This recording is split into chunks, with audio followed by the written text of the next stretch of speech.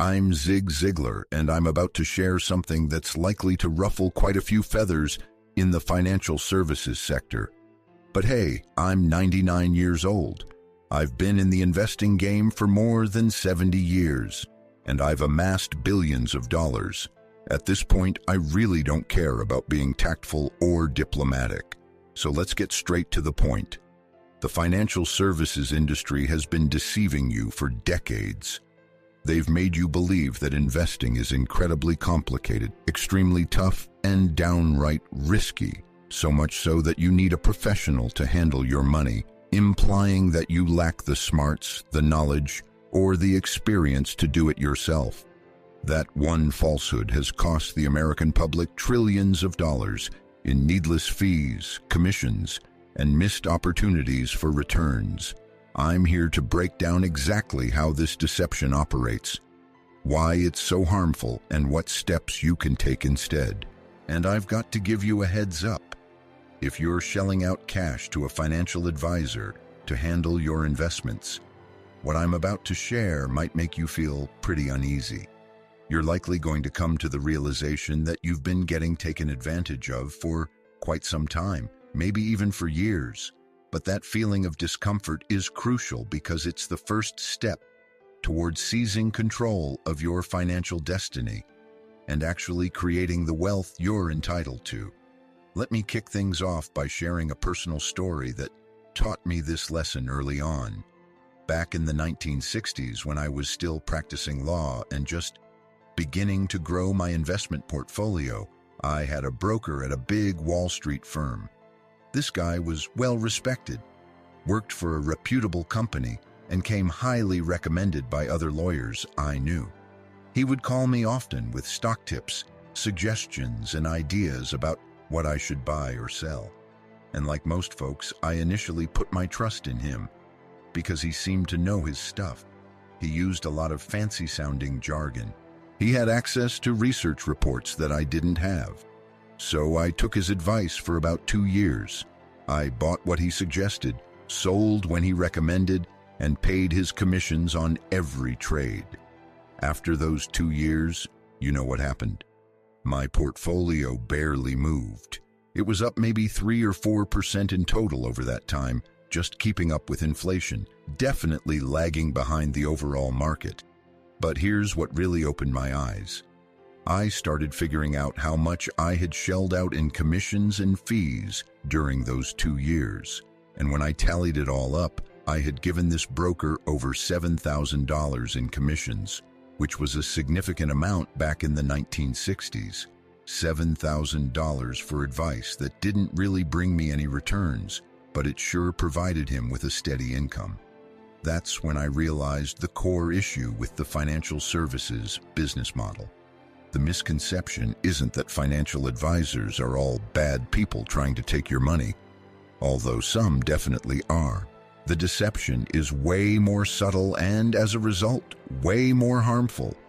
The deception is that their goals are in sync with yours, that they profit when you profit, that they're on your side, that they're putting in the effort for you. But the reality is completely the opposite. Financial advisors earn their income from fees and commissions, no matter if you're making money or losing it. In fact, in a lot of situations, they actually earn more when you make choices that negatively impact your returns. Let me explain how this all works. Most folks don't grasp the incentive system of the financial services world, and that lack of understanding is costing them a ton of wealth. When you partner with a standard financial advisor, there are a few ways they profit off you. The first is the assets under management fee, which is typically 1 to 2% of your entire portfolio value each year. That might not seem like a lot, but it can be incredibly damaging to your long-term wealth growth. Let me break down the numbers for you. If you've got $500,000 invested and you're shelling out 1% in fees, that adds up to $5,000 a year over 30 years, assuming the market behaves reasonably. That 1% fee could end up costing you around $400,000 in lost wealth. $400,000 just to have someone else handle your money when I'm about to show you that you can do it yourself even better and keep all that cash. But it doesn't stop there, because a lot of advisors also earn commissions on the products they push on you. They'll steer you towards actively managed mutual funds that give them kickbacks. They'll sell you insurance products bundled with investment options that rake in huge commissions. They'll suggest annuities that tie up your cash and pay them hefty fees. And here's the really sneaky part. All of this is technically above board. It's all buried somewhere in the fine print that nobody bothers to read, but it's fundamentally corrupt because it sets up a system where the advisor benefits from giving you advice that might not actually be in your best interest. Let me share a specific example. A financial advisor might suggest that you invest your cash in a mutual fund that's actively managed, which takes a yearly cut of 1.5% and gives the advisor a commission. Alternatively, they could point you toward a budget-friendly index fund that only charges 0.03% annually and doesn't pay the advisor a dime. So which option do you think they'll choose to recommend? Clearly, it's the one that fills their pockets, not the one that's actually in your best interest. They'll back it up with fancy jargon about active management, expert stock selection, and beating the market. It all sounds impressive, but in reality, it hardly ever materializes. Numerous studies have repeatedly indicated that over extended periods, 90% or more of actively managed funds lag behind plain, low-cost index funds, particularly once you factor in fees. Yet, financial advisors continue to push these high-fee options because that's how they earn their income. This is the deception. They aren't looking out for you. They're looking out for themselves. And you're shelling out cash for the privilege of receiving advice that ends up making you poorer while lining their pockets. Now let's tackle what I know is on your mind, because folks often push back when I bring this up. They say, Zig Ziglar, but I'm not a pro investor. I don't get the markets. I don't have the time to handle my own finances. I need some expert guidance. And I'm here to share the same message I've been passing on for 60 years. That's precisely what the financial services industry wants you to think. They've poured billions into marketing and ads, convincing you that investing is way too complicated, that you absolutely need expert assistance, and that trying to go it alone is risky. But that's just not the case. Investing is actually quite straightforward if you stick to the fundamentals and steer clear of foolish moves. The funny thing is, by keeping it simple and avoiding the pricey advice from financial pros, you'll likely end up doing better than if you fork over cash for their help. Let me show you what I mean with a few figures. If you were to invest your cash in a budget-friendly S&P 500 index fund and just let it sit there for 30 years, you would have outperformed about 90% of professional money managers during that time. Plus, you would have saved yourself hundreds of thousands of dollars in fees that you would have otherwise handed over to those managers. You didn't need any fancy knowledge, complex analysis, or expert advice. All you had to do was buy an index fund and leave it alone. Simple as that. But here's the catch. That kind of advice doesn't make money for the financial services industry, so they're never going to suggest it to you. Instead, they'll insist that you require active management, that you need intricate strategies, and that you need their know-how. It's all just self-serving nonsense aimed at squeezing fees out of you. Let me share a study that was conducted, I think it was back in the early 2000s, which perfectly highlights this issue. Researchers took a close look at the performance of thousands of individual investors who handle their own finances compared to those who rely on financial advisors. What they discovered was quite surprising for many, but not for me. On average, the folks managing their own money ended up with better returns than those who paid for financial advice.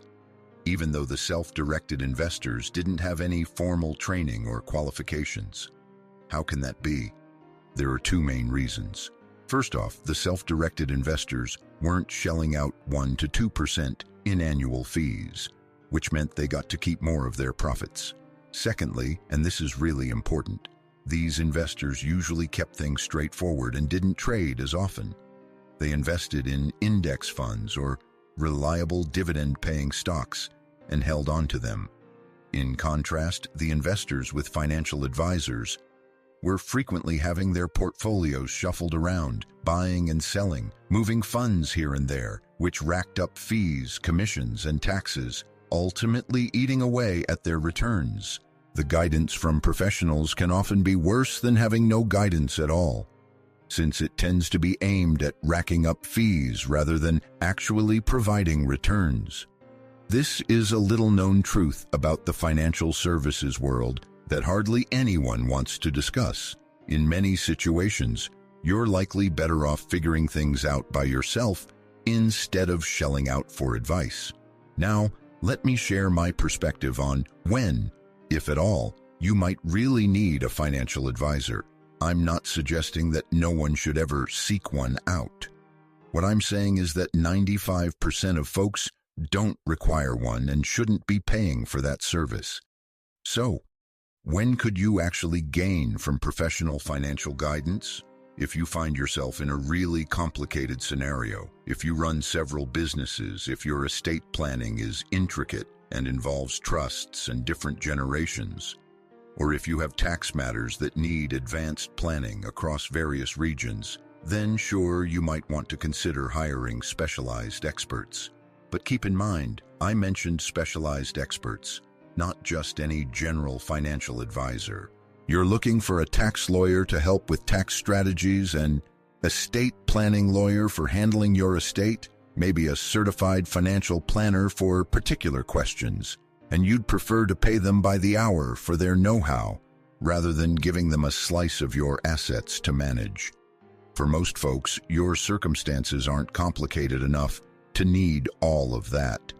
If you're someone earning a solid income, building savings, and investing for retirement, your situation is actually quite straightforward. Even if it seems tricky to you, there's just a handful of basic steps to follow. First, make sure to max out contributions to tax-advantaged retirement accounts. Then, invest those contributions in low-cost, diversified index funds. Hold on to those investments for years without messing with them. Set aside 6 months' worth of expenses in cash for emergencies and steer clear of debt, except for a reasonable mortgage on a home. That's all there is to it. You don't need a financial advisor to explain this to you. There's no need for fancy strategies or complicated products. What you really need is some discipline and a bit of patience, and those are aspects you can't just hand off to someone else. Anyway, let me share what I did with my own cash over the years, because I believe it really highlights the ideas I'm sharing with you. After I let go of that broker back in the 1960s, I never teamed up with a financial advisor again, not once. I took charge of all my investments for the next 60 years, and guess what? I became a billionaire. Now sure, I had some perks. I worked closely with Zig Ziglar. I had access to chances that most folks don't get. I'm not saying you can achieve the exact same results as I did, but the core idea remains the same. I kept it straightforward. I invested in businesses I understood well. I held on to my investments for really long stretches. I didn't trade often. I didn't try to guess the market's moves. I didn't pay fees to middlemen. It's all about simple, disciplined, and patient investing. That's what really works. And you can do that without giving anyone a cut of your wealth. Let me give you a clear example to make this more tangible. Imagine you're 40 years old. You've got $200,000 saved up. You're pulling in $150,000 a year, and you can stash away $30,000 annually from now on. So you decide to chat with a financial advisor, and they suggest a portfolio filled with actively managed funds.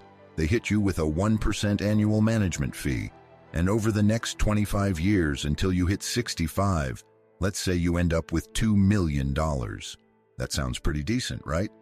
But here's the kicker: if you take matters into your own hands, you invest that same amount in low-cost index funds that charge just 0.1% in fees instead of 1%.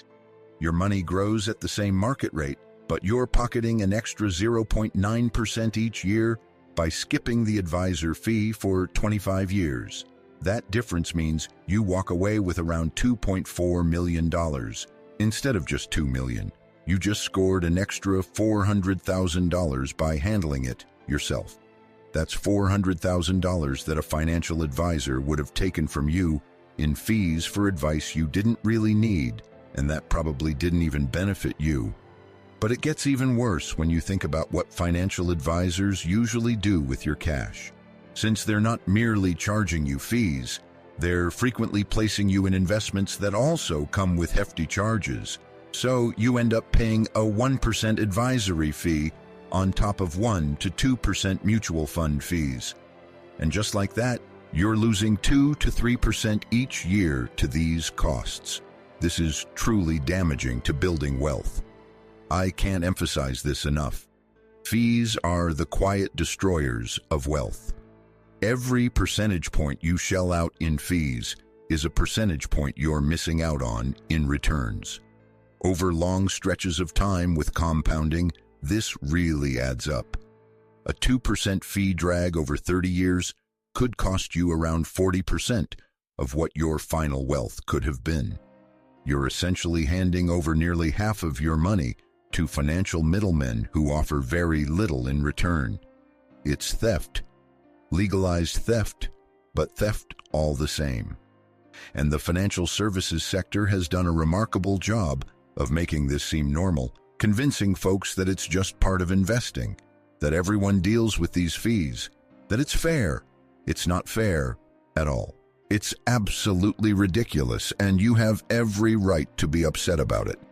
Now, let's dive into the specific falsehoods that financial advisors use to defend their charges, because knowing these fibs will empower you to push back when you encounter them. The first big lie is that you need active management to outperform the market. This is the most frequent excuse for those hefty fees.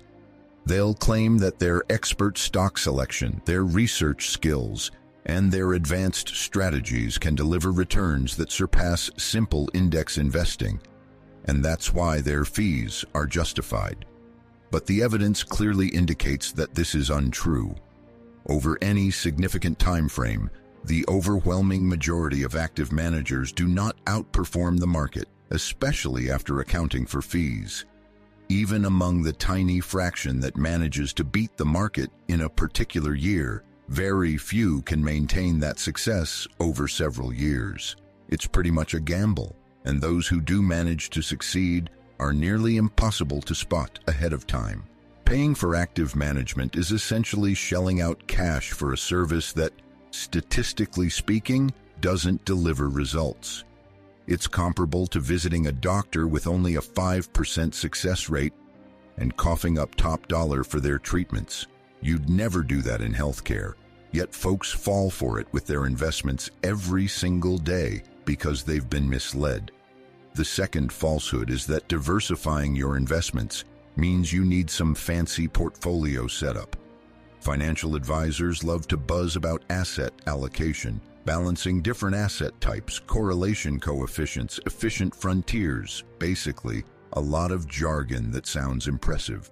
Then they'll claim that putting together a truly diversified portfolio needs a pro's touch. That's just plain ridiculous. Sure, diversification matters, but getting a decent level of it is super simple. You can grab one total stock market index fund, and just like that, you're part owner of thousands of companies across various sectors and sizes. Now, that's what I call diversified. If you're looking to add some bonds to your investments, consider picking up a total bond market index fund. Now you've got a mix of stocks and bonds in your portfolio. Well done. In just about 5 minutes, you've created a nicely diversified portfolio with only 2 funds. No need for a financial advisor here. You didn't have to dive into complicated analyses. Plus, you avoided those pesky ongoing fees. However, this straightforward approach doesn't bring in profits for the financial services sector, so they act like it's not good enough and suggest you need something more complicated that they can charge you for. The third myth is that timing the market and tactical allocation can shield you from losses. When the markets get shaky, financial advisors love to chat about how they're actively managing your investments. They'll talk about shifting to safer positions, cutting back on stocks, and protecting your downside. It sounds appealing, right? It gives you the impression that you're getting your money's worth, like they're actually working hard for you. But time and again, research has demonstrated that market timing is ineffective. Consistently, no one can accurately foresee when the markets will rise or fall. The advisors who manage to handle one downturn often struggle with the next. It's merely luck dressed up as expertise. Plus, the expenses tied to this active trading, transaction fees, tax implications, and various charges usually outweigh any advantages gained from the rare moments of correct timing. You're far better off doing nothing at all, just riding out the ups and downs, rather than shelling out cash for someone to actively juggle your investments in and out of the market. The fourth misconception is that you need help to steer clear of emotional blunders. This one is especially tricky because it has a hint of truth, making it more convincing. It's a fact that individual investors frequently make emotional errors. They panic and sell when the market crashes. They get overly eager and buy at the market's highest points. They chase after performance, snapping up whatever has recently skyrocketed. These are genuine issues. Financial advisors often claim that they add value by helping you avoid emotional blunders, acting as the steady hand that keeps you on track. But here's the truth. They don't really stop those emotional slip-ups. They just redirect them. Instead of freaking out about the market, clients end up worrying about whether they've got the right advisor. Rather than chasing after performance, they start looking for advisors with the best recent results. And let's be honest, financial advisors can make emotional mistakes with their clients' money too. They're just like the rest of us, dealing with the same biases and feelings. The real fix for emotional investing errors is education and self-discipline, not hiring someone else to make choices for you.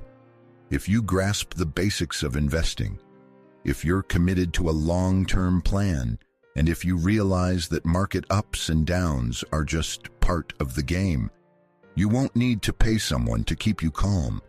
You just have to stick to your strategy. Let me share a story about what went down during the 2008 financial meltdown, as it really highlights the myth that financial advisors can shield you from making emotional blunders. I was acquainted with a bunch of folks who had financial advisors taking care of their investments. And when the market took a nosedive by more than 50% in late 2008 and early 2009, guess what most of those advisors suggested? They told their clients to sell, switch to cash, and safeguard whatever was left. And you know what happened? Those clients followed their advice, sold at rock bottom, locked in massive losses, and ended up missing out on the recovery that followed. On the flip side, I also knew some people who didn't have financial advisors. They just held on to their index funds during the crash, either because they didn't know any better or because they believed that the markets would bounce back eventually. And those individuals, the ones without any professional guidance, ended up in a much better position because they stuck it out through the downturn and reaped the benefits when the market recovered. The advice from professionals, which folks forked over cash for and placed their trust in, often turned out to be worse than doing nothing at all. It ended up hurting their finances. This scenario keeps repeating itself. Yet people continue to rely on financial advisors because the industry has skillfully convinced them that they require expert assistance. Now, let me share my different perspective. Instead of shelling out 1% of your assets each year for the rest of your life to a financial advisor, here's what you should consider. First off, take the time to learn the basics of investing. You don't have to be a pro, just grasp a few key ideas. Understand what stocks and bonds are, how they produce returns, the importance of diversification, why fees matter, how compounding functions, and why staying in the market is more beneficial than trying to time it. You can pick up all this knowledge in just a few weeks of reading. I'd suggest diving into a couple of good books. The Little Book of Common Sense Investing by Zig Ziglar, A Random Walk Down Wall Street by Zig Ziglar, and sure, some insights from what Zig Ziglar and I have shared about investing over the years. These aren't tough reads.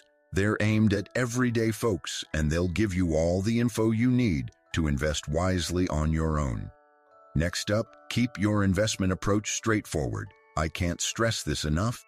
Simple usually wins over complex. Go for low-cost index funds that follow broad market indices. If you want to keep it super easy, just grab a target date retirement fund from the Intention Architect that aligns with your planned retirement year. These funds automatically shift your asset mix from stocks to bonds as you get older. Plus, they come with really low fees, usually around 0.1% or even less. That's all there is to it. You're all set. No need for anything more intricate. Individual stocks aren't necessary unless you genuinely enjoy digging into companies and grasping the risks involved.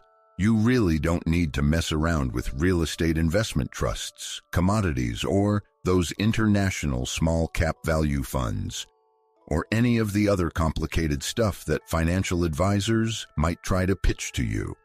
What you actually need are broad market index funds that you hold on to for decades, while consistently putting in money from your earnings. Sure, this approach might seem a bit dull. It's not thrilling, and it won't give you any wild stories to share at gatherings. But it gets the job done. It outperforms nearly everything else you could try, and it's super low cost. Next up, make everything automatic so you don't have to stress over it, and you won't have to depend on willpower. Set up automatic contributions from each paycheck into your retirement accounts.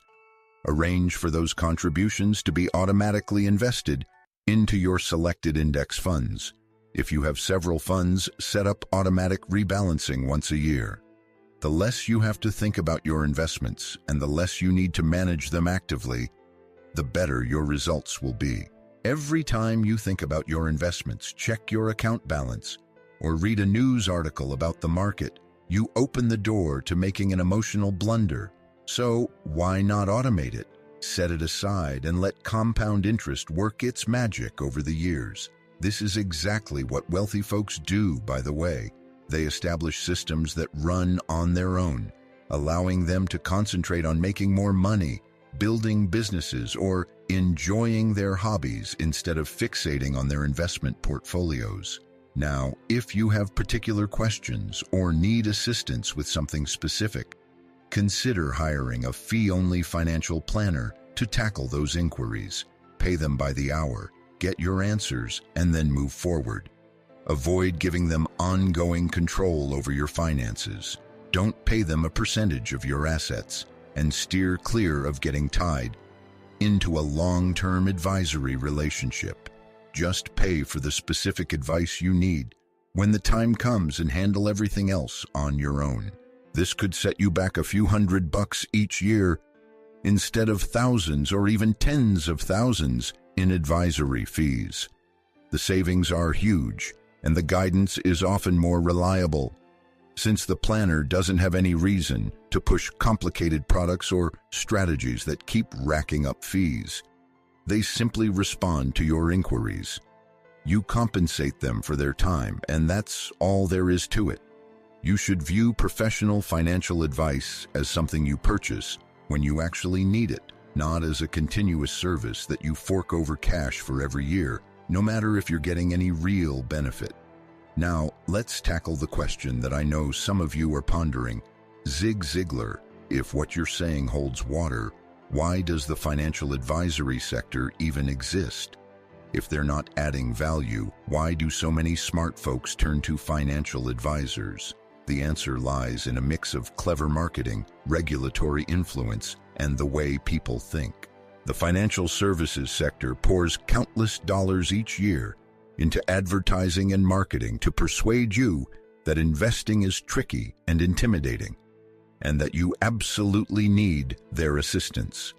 They fund research that highlights the benefits of financial guidance. They push for rules that make it tougher for folks to get to certain investments without going through advisors. They create a whole system of credentials, certifications, and professional groups that give off an air of expertise and reliability. Plus, they take advantage of basic human psychology, especially the urge to delegate tough choices and the readiness to shell out cash for peace of mind, even if that peace of mind isn't truly backed by improved results. People want to trust that there's someone savvy managing their money, someone who's more knowledgeable than they are, someone who's genuinely looking out for their best interests. That craving is so intense that folks will shell out huge amounts of cash for it, even when the proof shows they're not really getting anything worthwhile. It's a clever business strategy for the advisors, but a disaster for the clients. And here's the really twisted part. The worse the economy gets, the more valuable financial advisors seem, even though they can't truly shield you from economic slumps. When the markets are shaky and people are anxious, that's when they're most inclined to seek advice, hire a financial advisor, or buy that sense of security. But that's precisely when you're most likely to receive poor guidance, because advisors are human too. They feel fear as well, and they're prone to making the same emotional blunders that their clients might make, except now the client is paying for the chance to have someone else mess up with their money. The whole situation is ridiculous when you take a step back and view it with a clear mind. Sure, here's a reformulated version of the text. People often get so used to thinking they need expert assistance that they don't even question it. Let me share another clear example that really illustrates this point. I have a buddy, I won't mention his name, who's a successful physician earning over $400,000 a year, and he's been working with a financial consultant for 2 decades. This consultant takes 1% each year, and my buddy's cash is spread out across a bunch of different mutual funds, each with its own fees, a lot of trading, active management, you name it. A while back, I took a look at his investment portfolio and figured out that he's actually shelling out around 2.3% annually in total fees. When you combine the advisory fee with the fees from the funds, 2.3% over 20 years, that's cost him hundreds of thousands of dollars in potential earnings. I even compared his returns to what he could have made if he had just invested everything in a straightforward 3-fund setup: total stock market, total international stock market, and total bond market, with a mix that fits his age. He would have had around 40% more cash. 40%. That's the amount his financial advisor ended up costing him. When I presented this breakdown to him, he was crushed. 2 decades of paying someone he trusted, someone he believed was helping him, and that individual had actually cost him millions in lost wealth. But here's the kicker, he's not alone. This is happening to millions of folks every single day. They're putting in the effort, making decent money, saving wisely, and then handing over a significant chunk of their wealth to financial middlemen who aren't really offering much in return. So what should you do if you're currently working with a financial advisor? First off, don't freak out. Avoid making any hasty decisions, but definitely start asking questions. Inquire about how your advisor gets paid. Do they take a percentage of your assets? Do they earn commissions on the products they suggest? Are there any potential conflicts of interest in their payment structure? If they're not fully open about this, that's definitely a warning sign. First off, get them to explain their fees. What real value are they bringing to the table that makes it worth 1% or more of your assets each year? How have they performed for you after fees when you stack it up against a basic index fund? If they can't provide you with clear, measurable answers, that's definitely a warning sign. Next, figure out exactly how much you're shelling out in total fees. Tally up the advisory fee, the fees from the underlying funds, any trading expenses, and any other costs. A lot of folks have no clue about what they're actually paying because it's often hidden. But it's crucial to know. And once you have that figure, you should really think about whether that amount is worth the value you're getting. Here's the tough pill to swallow. For many, the answer is likely going to be no. Those fees aren't justified. You're spending money on something you don't really need. If that's the case, it's time to make a switch. You should consider letting go of your financial advisor and moving your funds to a low-cost brokerage like Vanguard or Fidelity. Put your money into plain index funds and take charge of your financial destiny. Does that sound intimidating? For sure. Will you feel a bit uneasy at the beginning? Without a doubt. Will you question your choices? Most likely. But trust me, as someone who's been in the investing game for over 70 years, has built up billions in wealth, and has witnessed all kinds of investment strategies across many generations, this is the right path for most folks. You don't need a financial advisor. What you really need is knowledge, self-control, and a straightforward, affordable investment approach. That's all there is to it. Let's wrap this up with one last thought. The biggest misconception that financial advisors throw at you isn't actually about investing per se. It's a misconception about your own abilities. They suggest, either directly or indirectly, that you're not capable of handling your finances, that you lack the smarts, the education, or the discipline, and that you require their help because you can't manage it on your own. And this misconception is especially powerful because it plays on people's doubts, their anxiety about making errors, and their feelings of being a fraud. But that's not the reality. You have what it takes to handle your own finances. You don't require any special skills, qualifications, or insider information. All you need is to grasp a few fundamental concepts. Keep it straightforward. Be patient and steer clear of unnecessary charges from intermediaries. If you're clever enough to earn a decent income in your job, you're certainly clever enough to invest your own funds. Don't let the financial services sector persuade you otherwise. Don't allow them to drain years' worth of fees from you for services you don't actually need. Take charge of your finances, learn for yourself. Keep it simple. And you'll find yourself much wealthier than if you hire someone else to handle it for you. That's the reality they don't want you to discover, but now you're aware of it. What you choose to do with this insight is entirely up to you.